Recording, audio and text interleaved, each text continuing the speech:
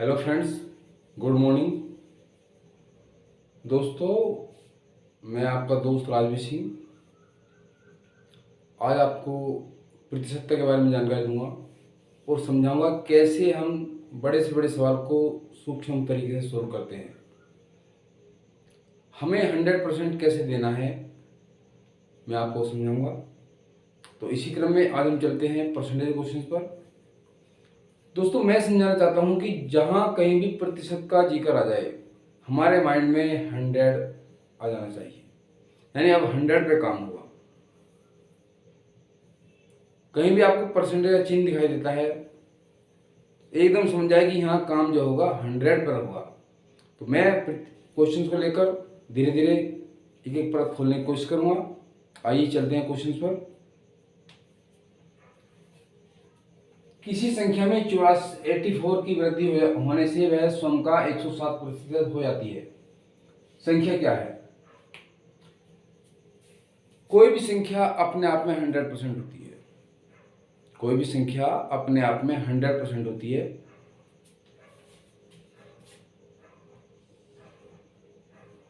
Eighty 4 की वृद्धि हुई तो वह संख्या स्वयं का 107% हो जाती है। कोई भी संख्या अपने आप में 100% होती है तो वृद्धि कितनी हुई?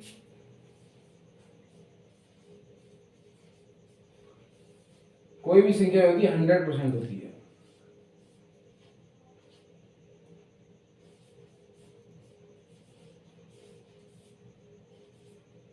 वृद्धि हो गई 107 हो गई, तो यानी 107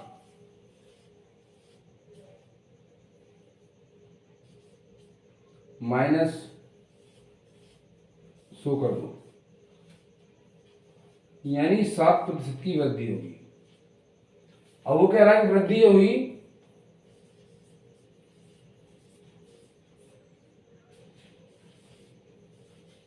84 की हो गई।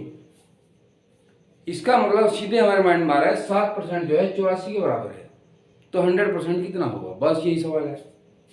यानी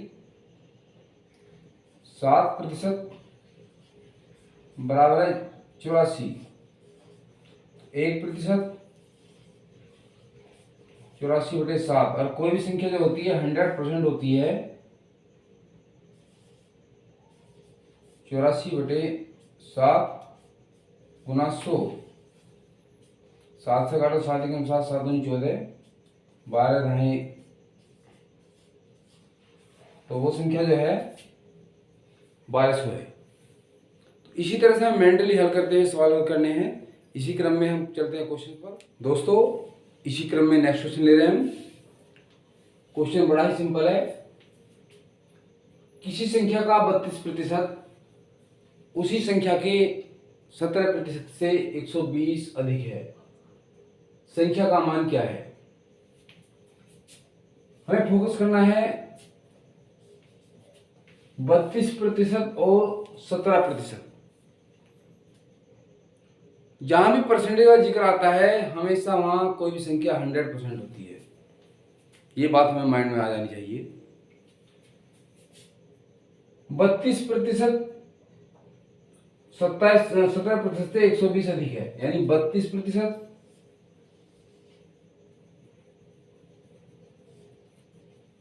माइनस 17%,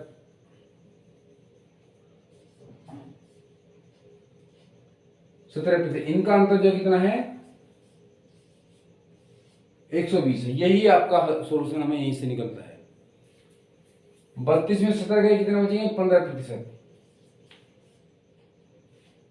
15% बराबर 120, 15 अट्ठे,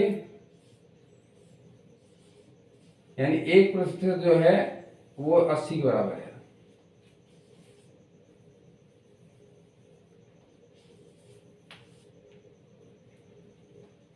तो 100% कितना हो जाएगा? 2 जीरो लगा दो इसके आगे, बस यही आपका आंसर होगा। दोस्तों, ये सब क्वेश्चन हमें मेंटली हल करने हैं, लेकिन मैं आपको रिटर्न करके बता रहा हूं इतना कुछ हल करने की जरूरत नहीं है। 32 और 17 का डिफरेंस कितना है? 15। 80 नहीं है ये 15 8 120, 8 बार कटेगा तो संख्या जो आएगी 100% हो जाएगी 800। हमें हल मेंटली करना है, लिखने की जरूरत है ही नहीं इन क्वेश्चंस में। 32 और 17 का डिफरेंस 15% है, वो 120 के बराबर है, तो एक बराबर होगा 8 के। क्लियर सी बात है। और 100% होगा 800 के। बस दैट्स ऑल, यही सवाल है, यही आंसर है। इसी क्रम में हम चलते हैं नेक्स्ट। दोस्तों इसी क्रम में हम नेक्स्ट क्वेश्चन ले रहे हैं। किसी संख्या का 23% 690 है, उस संख्या का 72% क्या हुआ? वैसे तो हमें लिखने की जरूरत है नहीं, मैं आपको मेंटली बता रहा हूं।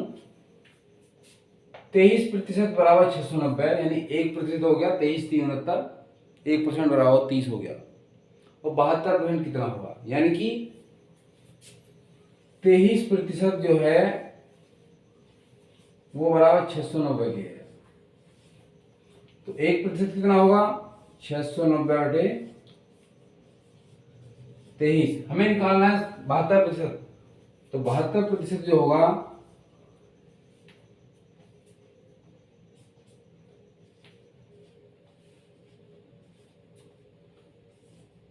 690/23 गुना 72।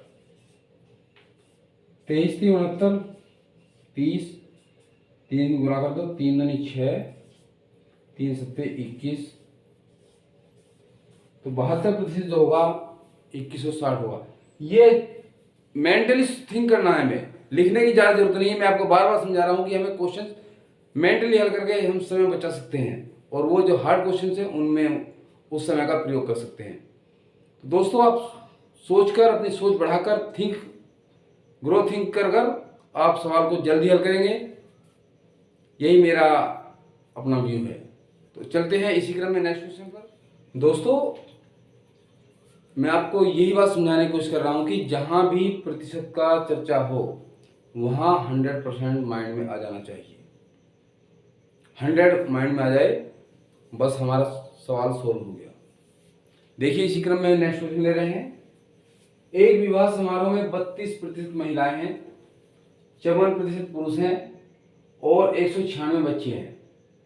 कहीं भी जो कैपेसिटी होती है वो 100% होती है। 32% महिलाएं, 54% पुरुष हैं, तो बच्चे कितने हुए?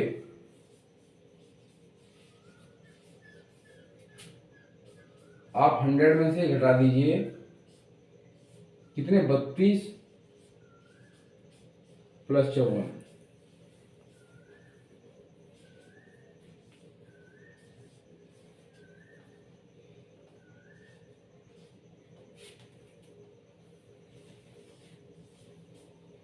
2 और 4 6 और 3 5 8।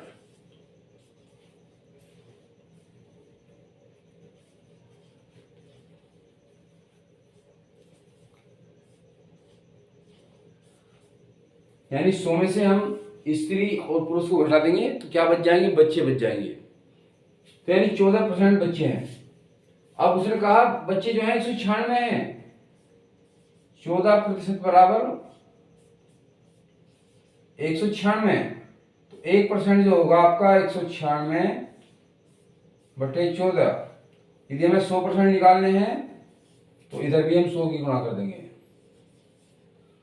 14 के 14 में गुणा करेंगे 196, यानी कि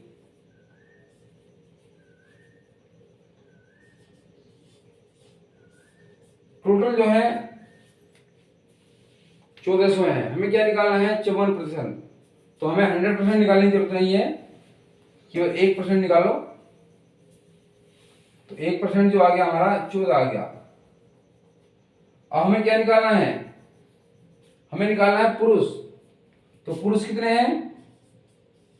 54%, यानी 14 में हम जो गुना बराबर, ये बराबर 14 हुआ, 14 में 54 की गुना कर देंगे। 14 चौका 56, 5 14 पंजे 70, 5 75। तो पुरुष जो है 756 है। दोस्तों ये क्वेश्चंस हमें सोचकर ही हल करने हैं, अच्छा रहेगा। चलते हैं इसी क्रम में नेक्स्ट क्वेश्चन। दोस्तों इसी क्रम में हम नेक्स्ट क्वेश्चन ले रहे हैं। हमारे सोचने का व्यू क्या है, हम क्वेश्चन को कैसे सोचते हैं, कोई भी क्वेश्चन का हल उस पर निर्भर करता है। आप देखिए इस क्वेश्चन को, जब किसी संख्या के 75% में 75 जोड़ा जाता है तब उत्तर ही संख्या है। संख्या का 40% ज्ञात करो।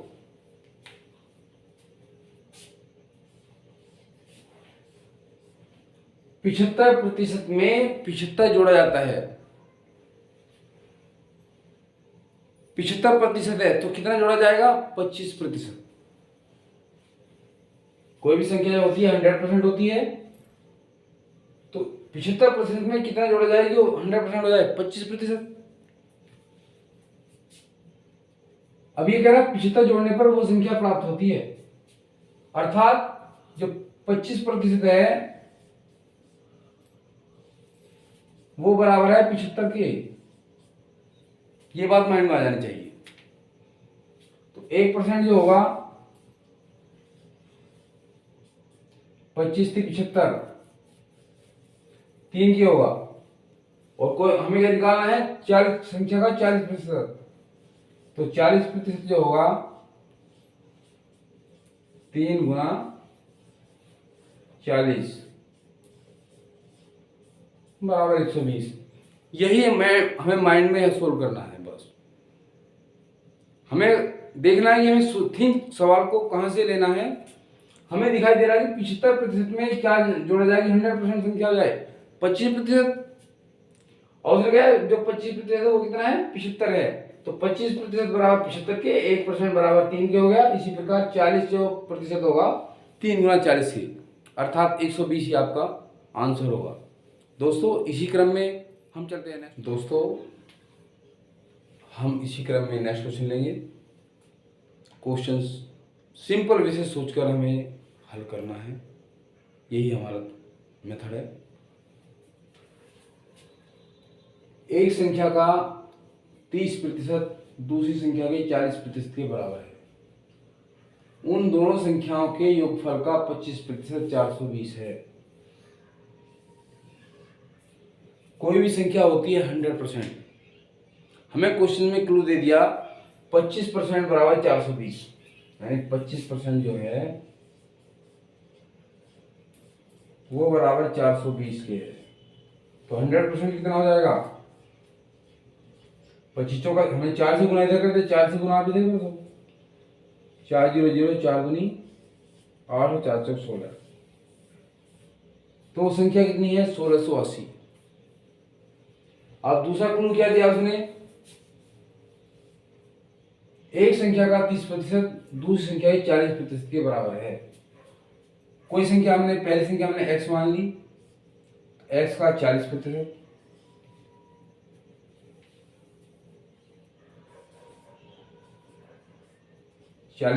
बराबर दूसरी संख्या y है, y का 30% के बराबर है।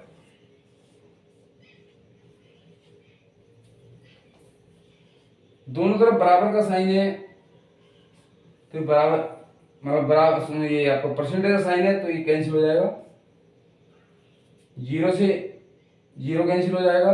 तो x इस y को इसके नीचे ले आओ, बराबर 3/4। यानी x दोनों संख्या, यदि एक संख्या x है दूसरी संख्या y है, तो दोनों का रेशियो कितना आ गया? 3 और 4 के रेशियो में है। तो सबसे छोटी संख्या कौन सी होगी? 3 होगी, मतलब 3 के रेशियो में होगी। अब उसने कहा कि वो संख्या कितनी है? 1680।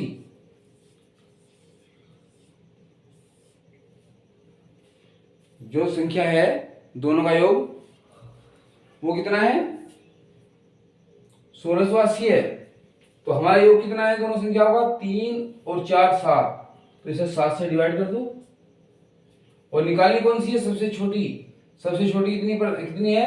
3%, 3 के रेशियो में, और इसे 3 से गुना कर दो। 7 दूनी 14, 7 चौक 28, 0 और 24 × 72। तो इस तरह से सबसे छोटी संख्या जो होगी 720 होगी। दोस्तों मैं इस सवाल को फिर दोबारा रिपीट कर रहा हूं। हम इसे क्वेश्चन को कैसे पिकअप करना है, दोनों संख्याओं का योगफल का 25% 420 है। तो हमें दोनों संख्या का योगफल निकालना है। नहीं तो दोनों संख्या का 25% बराबर है 25% बराबर है 420 के, तो 100% हो जाएगा। 4 से गुना हमने इधर कर दी, 4 से गुना इधर कर देंगे 1680, यानी दोनों संख्या का योगफल जो आ गया 1680 आ गया। उसने दूसरी कंडीशन दी है, एक संख्या का 30% दूसरी संख्या के 40% के बराबर है। कोई संख्या x मान ली फर्स्ट, दूसरी संख्या y है, x का 40% बराबर y के 30% के, प्रतिशत से प्रतिशत कट जाएगा तो x बटे 0 से 0 कट गई, x बटे y बराबर आ गया 3/4, यानी पहली संख्या और दूसरी का रेशो 3 और 4 का अनुपात है। अभी हमने दोनों संख्या का सम जो निकाला वो कितना है 1680। तो 1680 ये सम है, तो इस 3 और 4 दोनों संख्या का सम हो जाएगा 7। 1680 को 7 से डिवाइड किया और कौन सी निकालनी है, सबसे छोटी है 3 के रेशो में 3 की गुना कर देंगे। इस तरह से हमारा जो सबसे छोटी संख्या आएगी वो 720 होगी।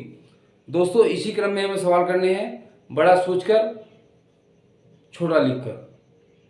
तो मैं बड़ी सोच का बड़ा जादू यही कहता है कि हम जितना बड़ा सोच सकें उतना बड़ा सोचें और वही हम प्राप्त कर सकते हैं।